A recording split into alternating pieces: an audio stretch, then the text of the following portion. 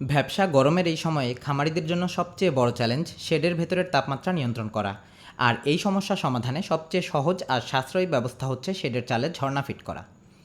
এখানে ১৬০০ ব্রয়লার মুরগির শেডের জন্য খরচ হয়েছে মাত্র ৩০ থেকে ৩৫ হাজার টাকা। এর মধ্যে রয়েছে মোটর, পাইপলাইন, স্প্রিংকলার সব কিছু। খরচ কম কিন্তু সুবিধা অনেক, আর এই খরচটিও এককালীন।